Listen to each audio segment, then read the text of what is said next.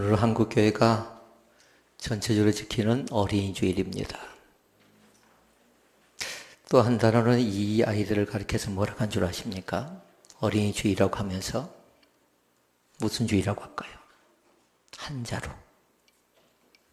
잘 몰라요? 작년에 말씀드렸습니다. 꽃주일이랍니다. 꽃주일. 왜냐하면 우리 아이들 자체를 이 꽃과 같이 그렇게 표현해서 어린이 주일이라고 얘기하면서도 꽃주일이라고 하는 것이 바로 오늘의 날입니다. 우리 아이들이 더 건강했으면 좋겠고요. 그리고 하나님을 잘 믿는 믿음의 자녀들이 되어졌으면 좋겠습니다. 마음대로 안 되어진 게 두 가지가 있답니다. 하나는 뭐냐면 자식은 마음대로 되어지지 않는답니다. 누굴 보면 알 수 있냐면 실제로 우리를 보면 알 수 있습니다. 이제 우리가 어른이 돼서 넥타이 메고 있고 어른이 돼서 나름대로 꽃단장하고 있지만 자녀된 입장에서 우리는 마음대로 부모의 뜻대로 지내지를 못했던 것 같습니다. 또 한 가지 마음대로 안 되는 게 있습니다. 뭘까요? 김혜원. 골프도 마음대로 되지 않는답니다. 생각대로 잘 되어지지 않는답니다. 그러니까 항상 매사에 신중하고 또 신중하고 또 신중한답니다. 그러니까 자녀도 마음대로 되지 않고 꼭 골프만 그런 것 아니라 마음대로 되어지지 않는 것이 굉장히 많이 있습니다. 그래서 우리는 지난 주간에 그렇게 배웠습니다. 다른 것 아니라 이 세상엔 두 가지 종교가 있는데 하나는 고등 종교가 있고 하등 종교가 있는데 고등 종교는 다른 것 아니라 찾아오신 종교. 이미 배웠었습니다. 그리고 하등 종교가 뭐냐면 내가 찾아가는 겁니다. 이걸 잘 분별하면 금방 알 수가 있습니다. 그러니까 사도행전 4장 12절 말씀이 그렇게 얘기합니다. 다른 이로서는 구원 얻을 수 없나니 천하 인간의 구원 얻을 만한 다른 이름을 우리에게 주신 일이 없다라고 이렇게 말씀합니다. 그러니까 우리는 정리해야 돼요. 우리는 하등 종교인가 고등 종교인가 잘 보고 과연 내가 찾아가는 종교인가 나를 위해서 찾아오신 종교인가 이것이 구분되어지면 쉽게 흔들리지 않는답니다. 찾아가지 마시고 나를 위해서 찾아오신 주님을 마음속 깊은 곳에 영접하실 수 있기를 바랍니다. 아무리 그것이 신통하다고 해도 아무리 그것에 은혜 받았다고 해도 아무리 그것에 은사가 넘쳐난다고 해도요 똑같습니다. 왜냐하면 사람은 연약한 존재이기 때문에 그렇습니다. 그리고 우리를 통해서 하나님의 계획하심이 있거든요. 높고 높은 보좌 위에서 낮고 천한 인간들을 찾아오셔서 하시고자 하는 선한 계획이 있다고요. 우리 아이들을 가만히 보니까 특징이 세 가지가 있습니다. 그건 뭐냐면요. 아이들 자체는 어른과 비교할 때 순진하다고 얘기합니다. 어른들이 흔히 자기들끼리 대화를 나누면서 뭐라고 하냐면요. 그것도 모르냐 하면서 뭐라고 합니까? 순진하기는 이렇게 표현하죠. 그러니까 아이들의 특징 가운데 첫 번째 것이 그 자체가 아이가 너무 아이스럽지 못하다. 그러면 뭐냐면 아이가 나름대로 바르게 양육받지 못했다고 생각하면 됩니다. 그러니까 그 순진한 맛이 몇 살 때까지 간가 잘 보라고요. 어제 저녁에 제가 기도를 했습니다. 저희 가정에 식사기 기도를 하면서 뭐라고 기도했냐면요. 어린아이들 축복이 있어서 감사도 가니까 우리 딸과 아들이 아니래요. 웃어버리더라고요. 근데 엄마가 볼 때 아빠가 볼 때 뭐예요? 쟤네들이 아무리 20대가 되고 30대가 됐다 할지라도 예지요 예. 그러니까 어린아이를 축복이 주셔서 감사합니다로 제가 그렇게 기도했던 겁니다. 나중에 부모가 되면 얘들이 돼서는 안 되는 거죠. 그러니까 그 순진함이 우리의 자녀들 가운데 있는가 잘 보라고요. 그리고 또 한 가지는 뭐냐면요. 우리 아이들에게는 다른 사람보다도 훨씬 더 정직함이 있습니다. 그러니까 거짓말을 하지요. 그럼 우리 아이들 얼굴 색깔이 어째요? 무슨 색깔이 바뀐가요? 빨간색으로 바뀝니다. 근데 어른들은 거짓말하죠. 그러지 않는 것처럼 시침이 뚝 쎄버립니다. 이것이 어른과 아이의 다른 점이에요. 그러니까 아이들은 계속해서 뭐냐면 정직을 위해서 그 정직을 간직할 수 있도록 나름대로 다른 것 아니라 잘 양육하시라고요. 아이를 생각하면 부모는 뭐 하는 사람이에요? 양육하는 사람.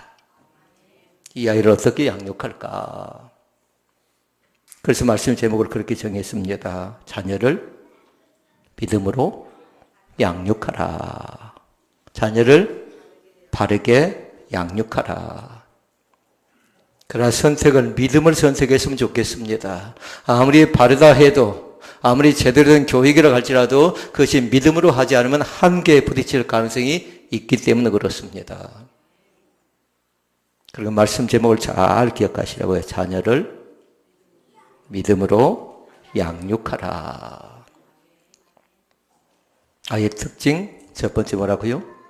순진하다. 두 번째, 정직하다. 세 번째 다른 것 아니라 우리 아이들은 꿈이 있답니다. 미래가 있답니다. 과연 앞으로 어떻게 되질지 모르겠습니다. 한 선생님이 아이들을 가르치는 교사 선생님이 계셨습니다. 그런데 아이들을 가르칠 때 항상 들어가서 아이들이 쫙 앉아있죠. 그럼 먼저 가서 인사를 꾹꾹 했답니다.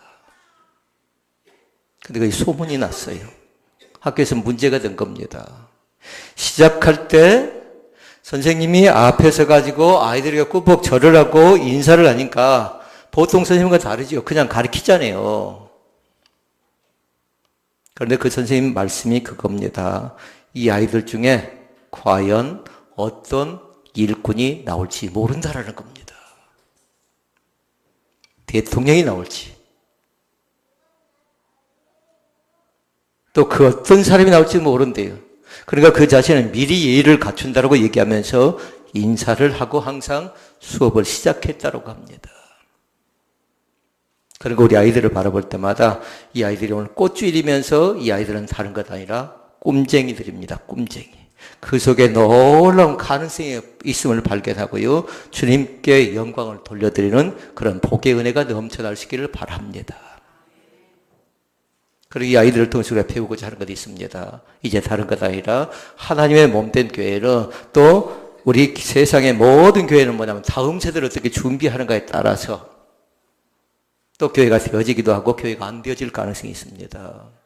두 가지 문제가 있죠. 지금 고령화가 심각합니다. 그리고 아이들의 울음소리가 들려지지 않습니다.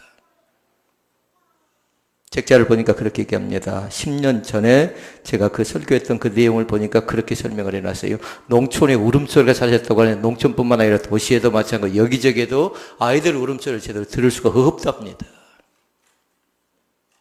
예배를 드리면 아이들이 강대석에 올라와서 나름대로 아이들이니까 그렇게 막 움직였잖아요. 근데 지금의 모습은 또 그런 모습들을 찾아볼 수가 없답니다. 그러니까 아이들의 특징을 잘 보라고요. 순진한가, 정직한가, 그리고 나름대로 꿈이 있는가, 미래가 있는가, 가능성이 있는가. 오늘도 마찬가지입니다. 믿음 안에서 순진함을 잃어버리지 않기를 원합니다. 믿음 안에서 조금 더 정직해져 갔으면 좋겠습니다. 나를 감추지 마시고요. 때론 믿음이 부족하고 때론 믿음이 연약하고 나약하고 내 힘대로 잘 안 되니까 속상하고 뭔가 화가 나고 뭔가 나름대로 뜻대로 되어지지 않으니까 마음대로 여러 가지 갈등과 고민 속에 있을 때도 있습니다. 그러나 주님 앞에 나올 때는 그렇게 나왔으면 좋겠습니다. 내 모습 이대로 주님 앞에 나왔으면 좋겠습니다. 꾸미지 않고 위장하지 않고 과장하지 않고 거짓되지 않고 내 모습이 이대로 주님 앞에 나오는 겁니다. 그러면 그때 마다하지 않고 기쁘게 맞아 주시는 주님, 그 주님이 나의 하나님 되신 것을 믿습니다.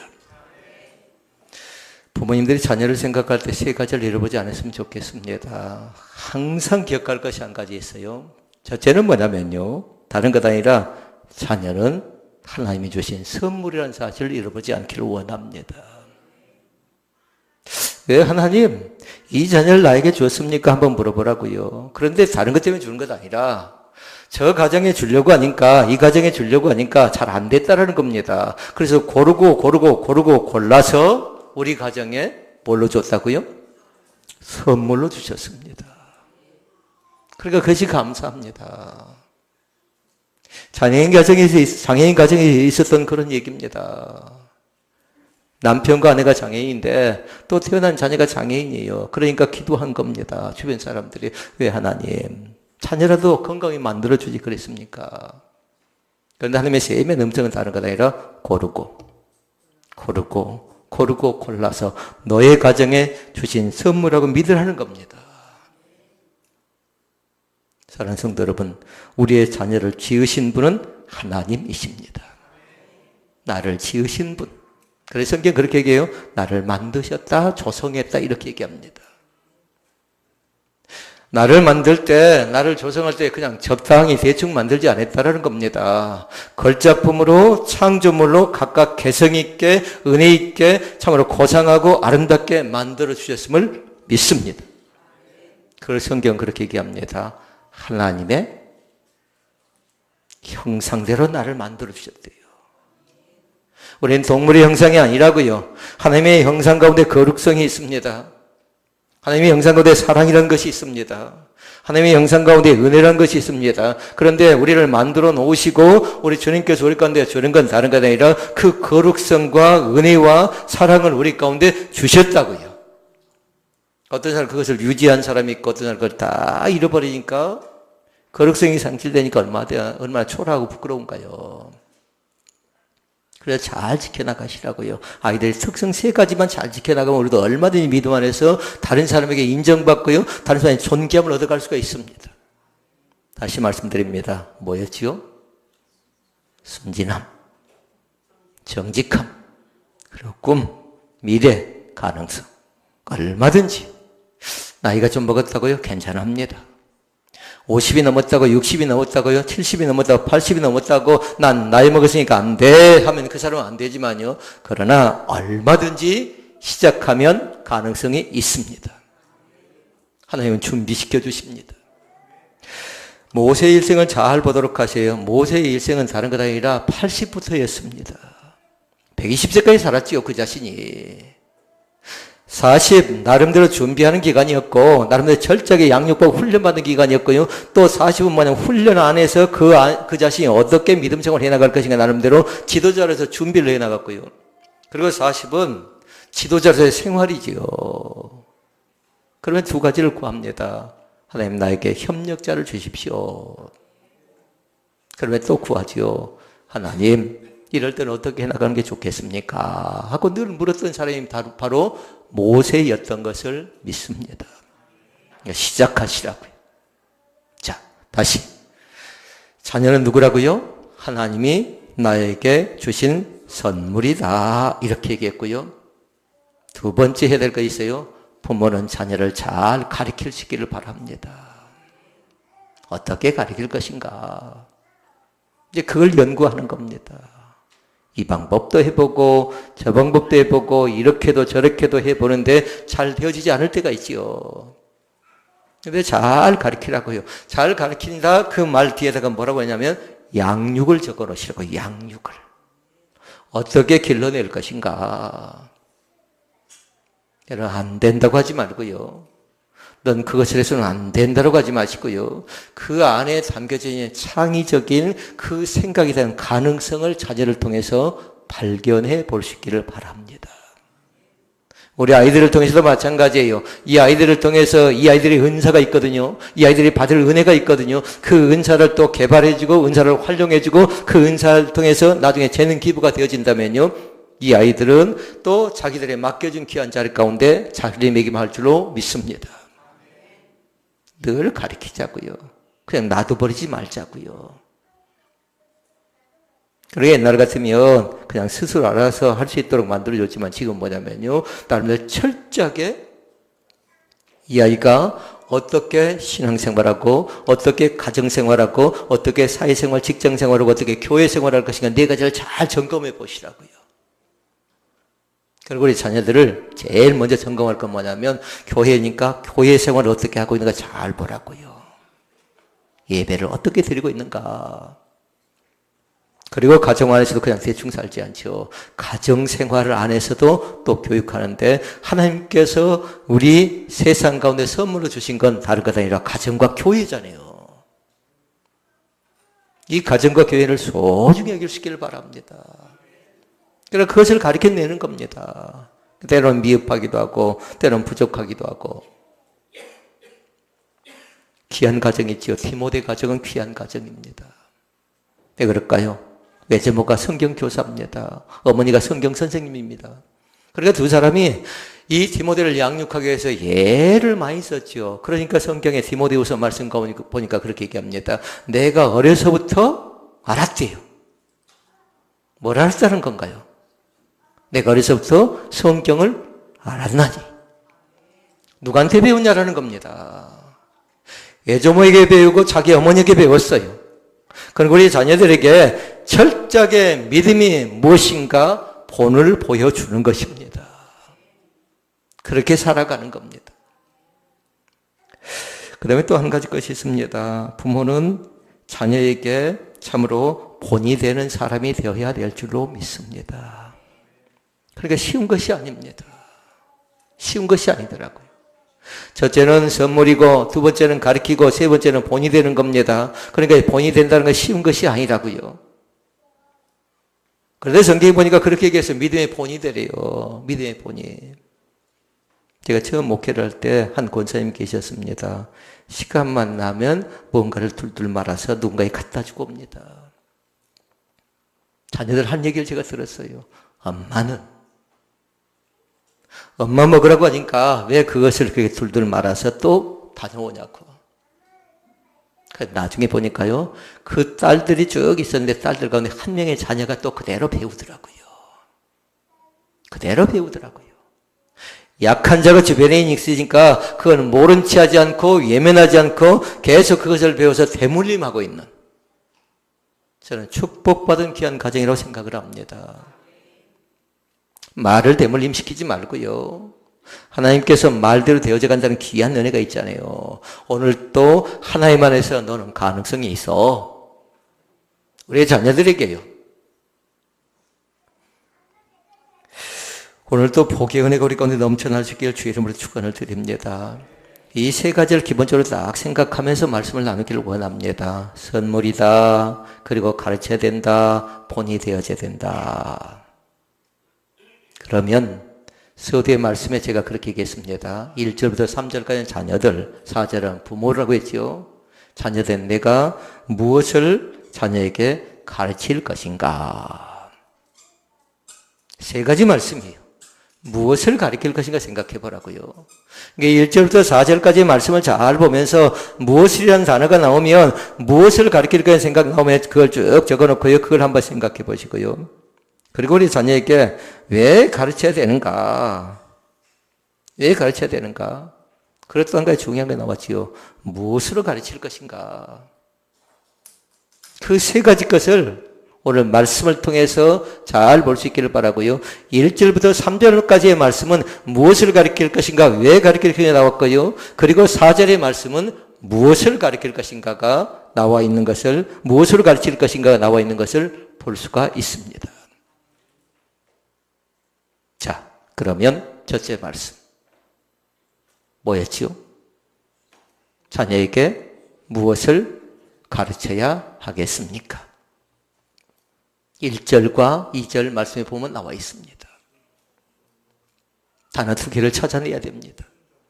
순종과 또 하나는 공경입니다. 1절과 2절 말씀 같이 읽어볼까요? 같이 읽습니다. 자녀들아 너희 부모를 주 안에서 순종하라. 이것이 옳으니라. 그러니까 여러분의 단어는 책에 뭘 동그라미 해야 돼요? 순종에다가 동그라미 하라고요. 그리고 만약에 적는 사람은 그렇게 적어놔야 돼요. 자발적인 순종하시라고요. 억지로 마지못해 사는 순종 말고요. 그리고 거기다 적어놓고 늘 봐야 될 게 뭐냐면요. 그럼에도 불구하고 순종하시라고요.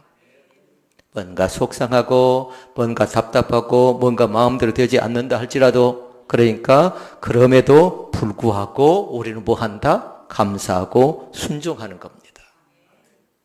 그럼에도 불구하고요. 그리고 우리는 그 전에 배운 적이 있어요. 그래서 순종, 그러니까 순종, 그럼에도 불구하고 순종입니다. 믿습니까? 무엇을 가르치라고요? 순종하는 법을 가르치는 겁니다. 그리고 또 한 가지 가르칠 게 있다고 했습니다. 공경하라고 했습니다. 공경. 순종은 다른 것보다 외적인 행동이라면 공경은 내적인 그런 행동의 표현이라고 얘기할 수 있겠습니다. 그러니까 안과 밖에 순종과 공경이 몸속에 배어졌으면 좋겠습니다. 그것이 인격이 되고 그것이 인품이 되고 그런 인격과 인품을 가진 사람이 신앙을 믿음이 잘 자라날 때에 다른 사람을 가르칠 수가 있는 겁니다. 다시 정리합니다. 첫째 말씀이 뭐라고요? 부모는 자녀에게 무엇을 가르쳐야 합니까? 물어보면 대답할 수 있어야 돼요. 뭐를 가르친다고요? 순종. 그리고 공경을 가르치라고 했어요. 그런데 잘 보면요, 나와 있는 단어 가운데 특징적이 있는데 그건 말씀을 줄을 딱 그어놓으시라고요.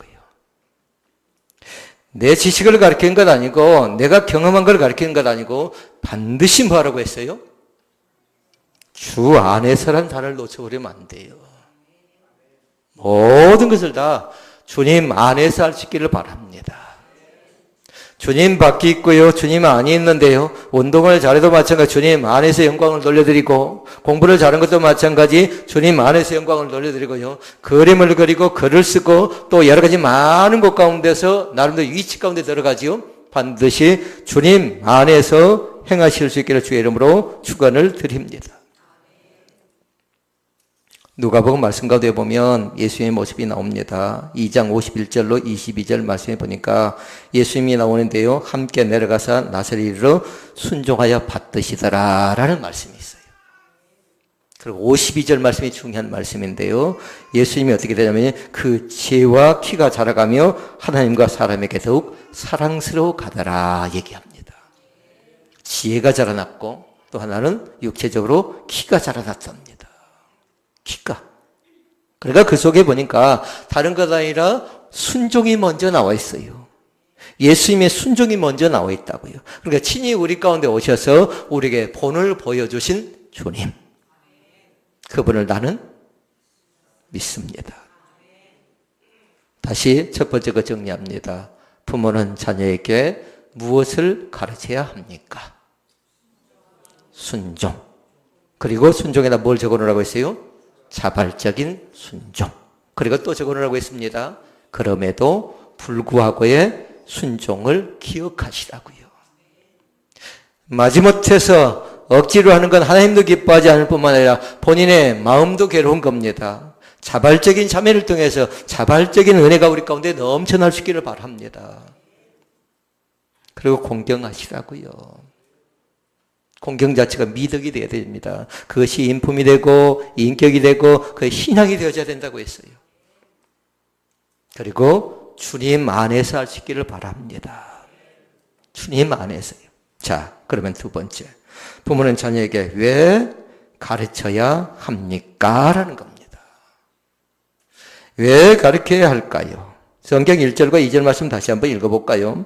같이 읽습니다. 자녀들아 너희 부모를 주 안에서 순종하라. 이것이 옳으니라.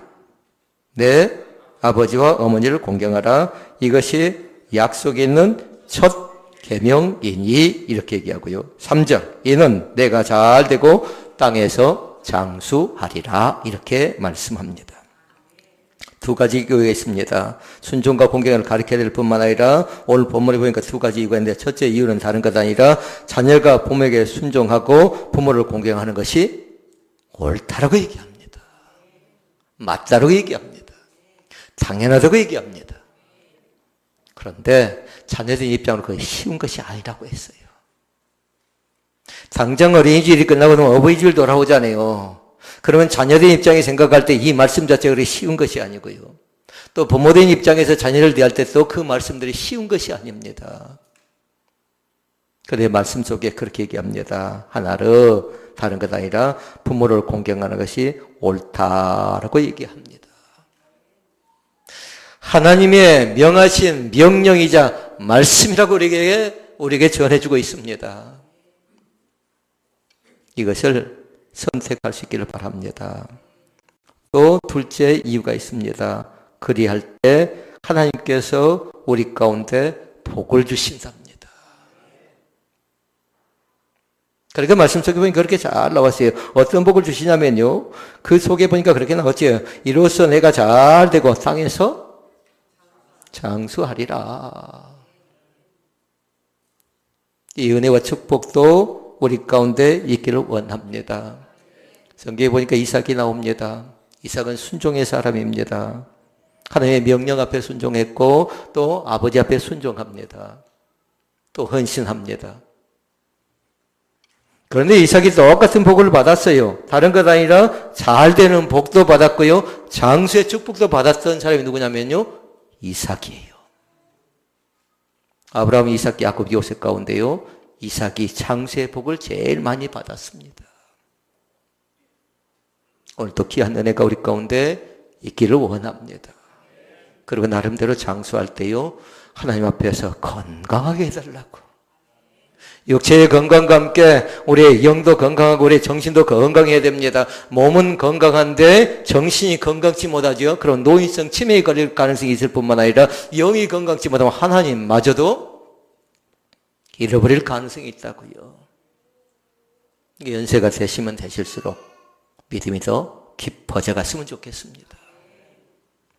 한 목사님이 폐암에 걸렸습니다. 은퇴를 하신 목사님이십니다. 그런데 이제 난리가 났습니다. 아내가 여행 중이거든요. 미국에. 그런데 남편이 건강검진을 통해서 폐암에 걸렸다는 진단을 받고 나니까 아내가 여행을 중단하고 갑자기 한국에 들어옵니다. 그런데 와서 보니까 자녀들이 비상이 걸렸어요. 자녀들이. 그전에는 아버지가 커 보였습니다. 아버지가 너무나도 위대해 보였습니다. 그러니까 아버지는 건강한 분, 아버지는 큰 분, 그러니까 우리의 간섭과 우리의 통제와 우리의 보호가 필요 없는 분이라고 생각했는데 어느 날 갑자기 보니까 아버지가 암에 걸려 있는데 자녀들이 생각할 때 심각한 겁니다. 어떻게 하면 좋을까? 그래서 그 목사님이 글을 기록해 놨습니다. 이제 내 몸이 내 마음대로 되어져 가지 않고 몸이 아파놓고 보니까 자녀들 앞에서 내가 뭐가 된대요? 얘가 된 기분이래요. 얘가. 아버지 그거 드시면 안 됩니다. 이거 드셔야 됩니다. 이렇게 해야 됩니다. 저렇게 해야 됩니다. 엄마가 아빠가 어렸을 때 자녀를 그렇게 키웠던 것처럼요. 60 후반인 이 목사님에게 자녀들이 달라붙어서 계속 그렇게 나름대로 도와주고 살펴주고 보호해주는 그렇게 이 자녀들 앞에 내가 다시 얘가 되어져 갑니다. 아내가 급히 귀국해서 집안에 보니까요. 자기 남편이 옛날 남편 같지 않아요. 옛날 남편 같지 않다고요. 그러면서 그 남편의 강단에서 말씀을 전할 때에 이전에 연약한 그 부분을 보고 어떻게 케어하고 어떻게 돌보고 또 남은 시간 어떻게 지낼 것인가 미래를 계획하고 있다라는 그 간증의 기사를 본 적이 있습니다. 오늘도 마찬가지 우리에게도 언제 어느 때 나에게 이런 슬픔과 아픔과 겪어야 될 과정이 나올지 모릅니다.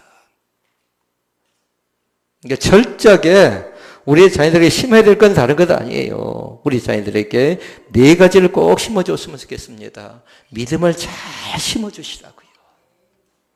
믿음을. 그러면 믿음의 종류도 다른 것 아니에요. 깨끗한 믿음을 심어주시라고요.